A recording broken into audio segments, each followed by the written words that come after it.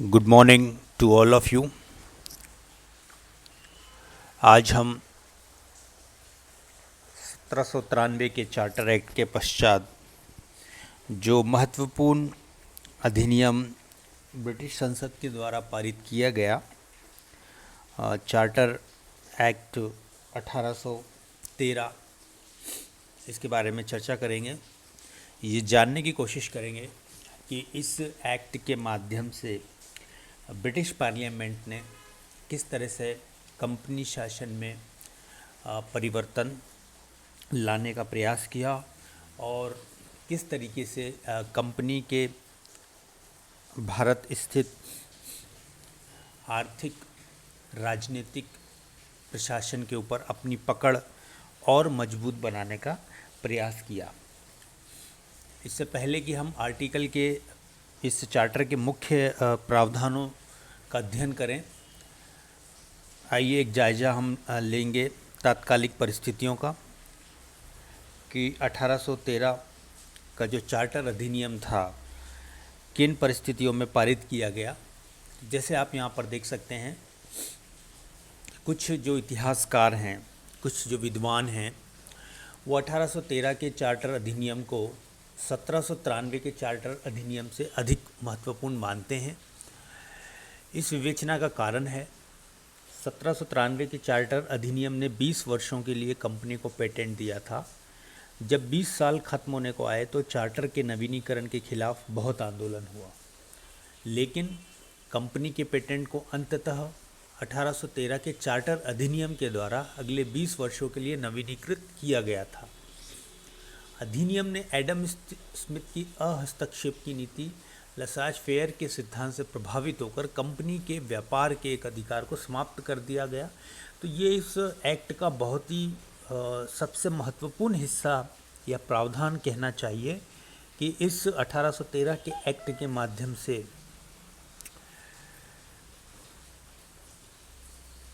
British east India company का जो एक अधिकार था भारत पर, उसको व्यापार का एक अधिकार को समाप्त कर दिया गया। और ये किया गया था तात्कालिक उदारवाद, ब्रिटेन के तात्कालिक उदारवाद और की नीति के चलते जो मुक्त बाजार व्यवस्था की मांग वहाँ पर की जा रही थी, उसी का एक परिणाम के रूप में हम इसको समझ सकते हैं।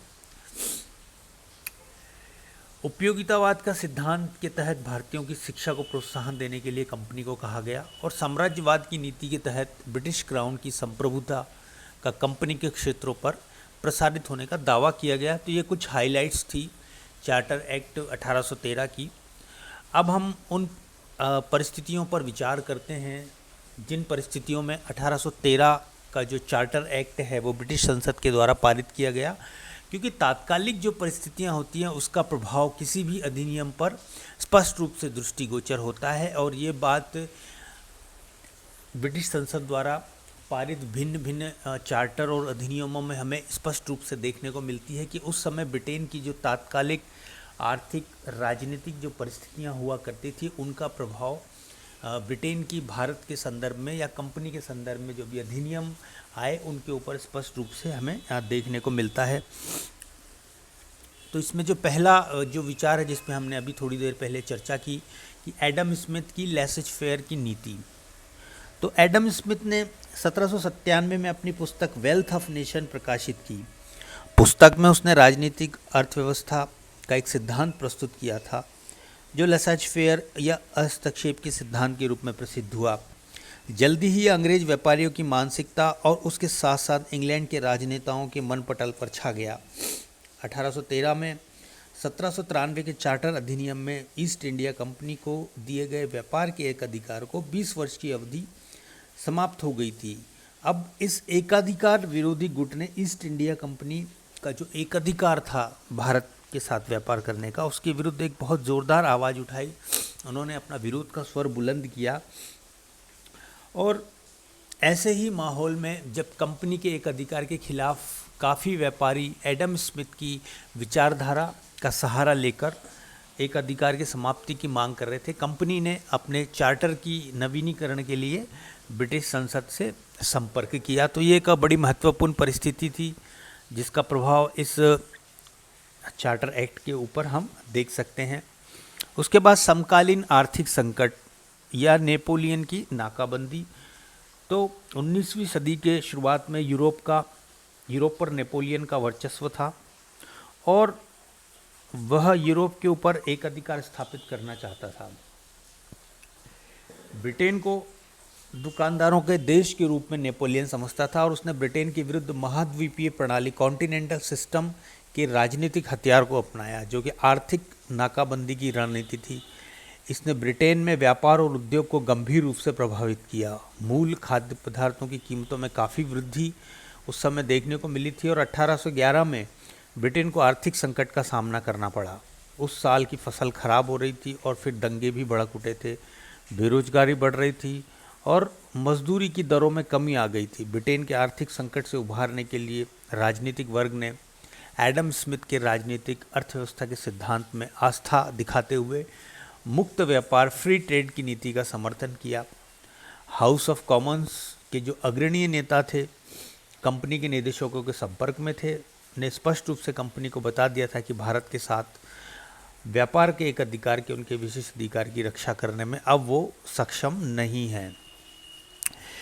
तो इस तरह से हम देखते हैं कि समकालीन आर्थिक परिस्थितियां जो कि नेपोलियन बोनापार्ट ने कॉन्टिनेंटल नाकाबंदी को एक हथियार के रूप में प्रयुक्त करके ब्रिटेन की आर्थिक स्थिति को खराब कर दिया था। इसके अतिरिक्त कंपनी का खुद का जो भारी कर्ज था वो भी उसके लिए बहुत ही मुश्किल पैदा कर रहा था। 1813 की अवधि के समाप्त होने से पहले ही कंपनी का कर्ज काफ़ी बढ़ चुका था और यह भारत में लॉर्ड वेलेस्ली द्वारा अपनाई गई आक्रामक नीति का परिणाम था। 1805 में कंपनी 2.1 करोड़ पाउंड के कर्ज में थी और जिसके लिए उसने सालाना 28 लाख पाउंड ब्याज का भुगतान किया था। तो इस तरह से हम देखते हैं कि कंपनी अपने खुद के कर्ज जाल में फंस चुकी थी।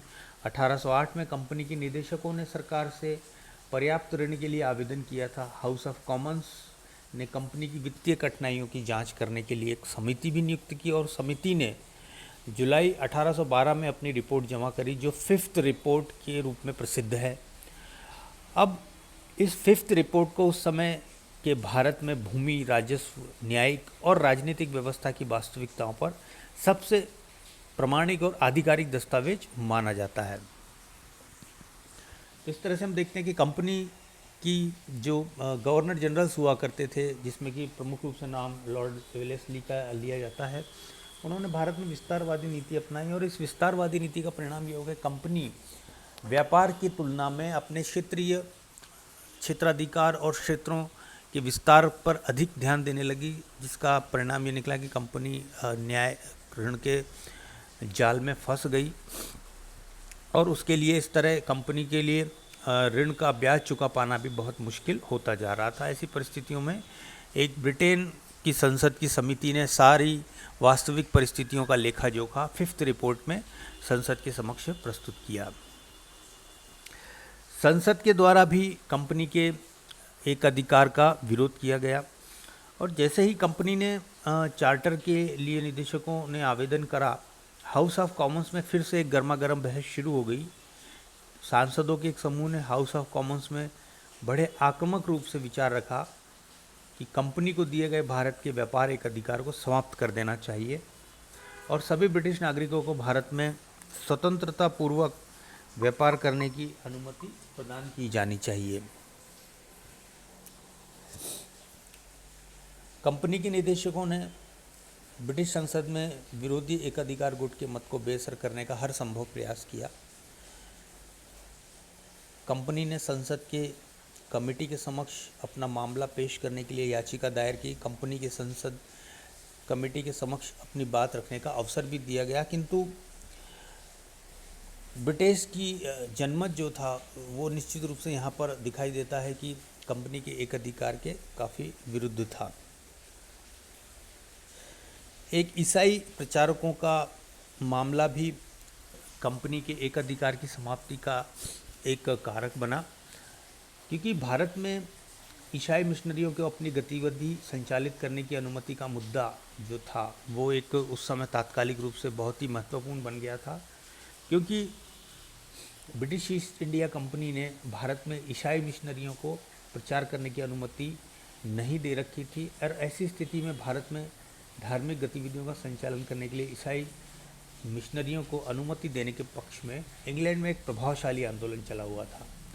भारत में ईसाई मिशनरियों पर प्रतिबंध हटवाने की मांग को लेकर हाउस ऑफ कॉमन्स की बेंच पर लगभग 850 याचिकाएं पहुंचाई गई थी, और ईसाई मिशनरियों के पक्ष में रहने वाले लोगों ने कंपनी के खिलाफ एक अधिकारवादी विरोधी गुट की राय का समर्थन भी किया। तो इस तरह से कंपनी के एकाधिकार को समाप्त करने और ईसाई मिशनरियों पर प्रतिबंध हटाने का एक जनमत के रूप में दबाव ब्रिटिश की संसद पर पड़ रहा था। तो इस तरह से हम देखते हैं कि एक तात्कालिक ब्रिटेन में काफ़ी सारी परिस्थितियां और ब्रिटेन का काफ़ी सारा जनमत जो है कंपनी के अधिकारों के विरुद्ध था, और वह चाहता था कि जनमत के अनुसार कंपनी के भारत स्थित प्रशासन में परिवर्तन किया जाए, और इन्हीं परिवर्तनों को सम्मिलित करते हुए 1813 के चार्टर एक्ट में कुछ प्रावधान किए गए। आइए चलिए उन प्रावधानों को विस्तार से हम देखते हैं, उन पर चर्चा करते हैं।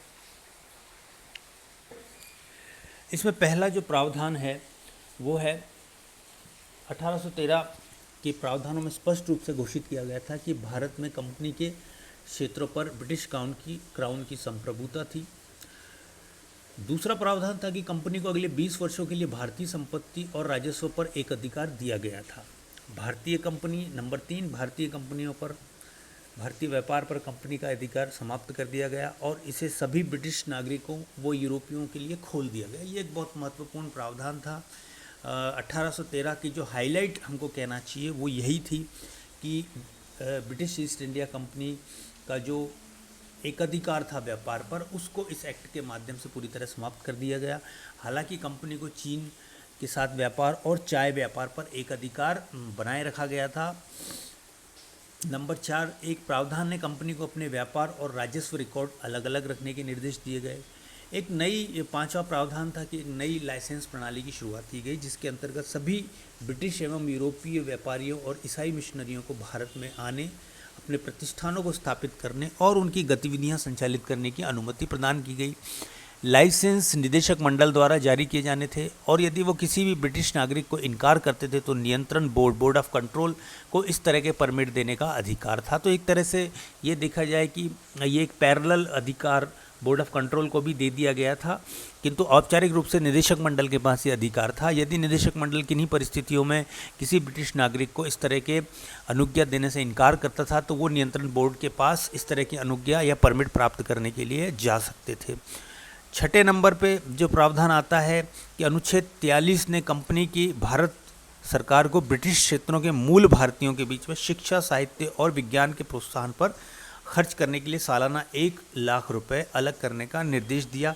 तो इसे किन्हीं दृष्टिकोणों से बहुत ही सकारात्मक माना जाना चाहिए, क्योंकि ये एक ब्रिटेन के संसद द्वारा कंपनी अधिनियम के तरह अंतर्गत पारित एक पहला अपने आप में किसमें प्रावधान था जिसने भारतीयों की शिक्षा के बारे में बात की थी। इसमें स्पष्ट रूप से कंपनी को ये निर्देश दिया गया था कि वो 1 लाख रुपए का लगभग का बजट भारतीयों की शिक्षा के लिए आरक्षित करें। तो एक बड़ा इम्पोर्टेंट महत्वपूर्ण ये एक प्रावधान था। 7वां प्रावधान ये था कि भारतीय मामलों पर अधीक्षण, नियंत्रण और निर्देशन के काम से संबंधित नियंत्रण बोर्ड की शक्तियों का विस्तार को आगे परिभाषित करता था। तो ये एक नियंत्रण बोर्ड जो कि पिट्स एक्ट, इंडिया एक्ट के माध्यम से निर्मित किया गया था, उसकी शक्तियों में और विस्तार की बात की गई थी। और धीरे धीरे हम देखते हैं कि भिन्न भिन्न चार्टरों और अधिनियमों के माध्यम से बोर्ड ऑफ कंट्रोल की शक्तियों को अधिक प्रभावी और नियंत्रणकारी बनाया गया था। 8वें प्रावधान के रूप में हम यहाँ देखते हैं कि कंपनी की नियुक्तियों को पहले की तरह करने का अधिकार था। यानी कि पहले भी हमने स्पष्ट किया है वीडियोस में कि कंपनी ही सारे उसके उच्च अधिकारियों को नियुक्त करती थी, और ये अधिकार इस एक्ट में भी बनाया गया था। हालांकि गवर्नर जनरल, गवर्नर और शीर्ष अधिकारियों जैसे उच्च कार्यालयों में नियुक्ति के मामले में क्राउन की मंजूरी अनिवार्य कर दी गई थी। इससे पहले वाले प्रावधान में हमने देखा था 1793 में कि क्राउन की अनुमति को कुछ हद तक सब्सिडाइज कर दिया गया था और ये कहा गया था कि आवश्यक नहीं है कि क्राउन की अनुमति हर नियुक्ति पर हो, किंतु पुनः इस 1813 के चार्टर एक्ट के माध्यम से ये मंजूरी को अनिवार्य कर दिया गया था और कुछ चयन के मामलों में नियंत्रण बोर्ड को भी समान रूप से प्राधिकृत कर दिया गया था। 9वें प्रावधान के रूप में हम देखते हैं कि चार्टर 1813 ने भारत सरकार के उपशास्त्रीय विभाग की स्थापना की और कंपनी को भारत में यूरोपीय लोगों के धार्मिक कल्याण के देखभाल के लिए एक बिशप और 3 आर्किडन की नियुक्ति करने की अनुमति दी थी। तो इस तरह से हम देखते हैं कि धीरे धीरे भारत में ईसाई धर्म के प्रचार प्रसार के लिए भी एक ढांचा खड़ा करने की कोशिश इस 1813 के चार्टर एक्ट के माध्यम से प्रारंभ की गई थी। 10वें प्रावधान के रूप में हम यहाँ देखते हैं कि वित्त प्रशासनिक व्यवस्था के लिए अतिरिक्त प्रावधान जोड़े गए थे, जिसने कंपनी को विभिन्न लेखांकन प्रमुख अकाउंटिंग हेड्स के तहत भारतीय धन का उपयोग करने का निर्देश दिया था। प्राथमिकता के क्रम में भारतीय आय से भुगतान के लिए कई व्यय करने की अनुमति दी गई। भारत की सेना का रखरखाव, कंपनी के ऋण के ब्याज के भुगतान की राशि और कंपनी के नागरिक और वाणिज्यिक प्रतिष्ठानों पर खर्च आदि के क्रम में भारतीय खजाने पर स्वीकार्य डेबिट था। तो इस तरह से हम देखते हैं कि स्पष्ट रूप से प्रावधान कर दिया गया था कि कई सारी मदों का जो वित्तीय भार है वो भारतीय राजस्व पर डाल दिया गया था। प्रावधान 11 के रूप में हम देखते हैं कि 1813 के चार्टर अधिनियम ने कंपनी के नागरिक और सैन्य अधिकारी के नौकरियों के कर्मचारियों के प्रशिक्षण व्यवस्था करने का प्रावधान भी निर्धारित किया था। तो इस तरह से इसमें स्पष्ट कर दिया गया था कि कंपनी के अधीन जो कर्मचारी हैं उनको प्रशिक्षण और नियुक्ति का प्रावधान भी इस चार्टर एक्ट के माध्यम से किया गया था। अब मुख्य प्रावधानों को देखने के पश्चात इस चार्टर एक्ट का भारत के संवैधानिक इतिहास में क्या महत्व है, तो इसको हमने इन 4 बिंदुओं के अंतर्गत समाहित किया है। पहला कि कंपनी के एक अधिकार की समाप्ति, तो ये बिल्कुल स्पष्ट है कि 1813 का जो चार्टर अधिनियम था, इसकी सबसे महत्वपूर्ण प्रावधान के रूप में, जो कि अक्सर सामान्य ज्ञान के संबंधित परीक्षाओं में या कॉम्पिटिटिव एग्जाम्स में पूछा जाता है कि किस एक्ट के माध्यम से कंपनी के भारत पर एक अधिकार की समाप्ति की गई, तो वो था 1813 का चार्टर एक्ट। कंपनी के व्यापार के एक अधिकार को समाप्त कर दिया गया और ये एक अधिकार की समाप्ति के लिए जो विरोधी गुट सक्रिय था, उसने अपने दार्शनिक तत्वों की स्वीकारोक्ति Adam Smith the wealth of nation नाम की पुस्तक से ग्रहण की थी। और उस समय क्योंकि ब्रिटेन में उदारवाद था, व्यक्तित्ववाद का बोलबाला था, एक मुक्त बाजार व्यवस्था की मांग बहुत ज़ोर शोर से चारों तरफ उठ रही थी, तो उन परिस्थितियों में ब्रिटिश संसद को इस तरह के प्रावधान करना आवश्यक हो गया था। वो काफ़ी दबाव में भी थी और इस कारण ब्रिटेन की संसद के द्वारा इस अधिनियम के माध्यम से कंपनी के व्यापारिक एक अधिकार को समाप्त कर दिया गया। दूसरा जो इसमें महत्व इस चार्टर एक्ट का उभर कर आता है कि ब्रिटिश जनमत को प्रधानता। जैसा कि हम जानते हैं कि कंपनी के निदेशक मंडल ने ब्रिटिश संसद के समक्ष जब कंपनी के लाइसेंस का नवीनीकरण का आवेदन किया, तो वो ये चाहते थे कि उनका एक अधिकार को बनाए रखा जाए, लेकिन ब्रिटेन की संसद भारी दबाव में थी। ये दबाव एडम स्मिथ के रिसर्च फेयर की नीति के परिणाम स्वरूप भी था।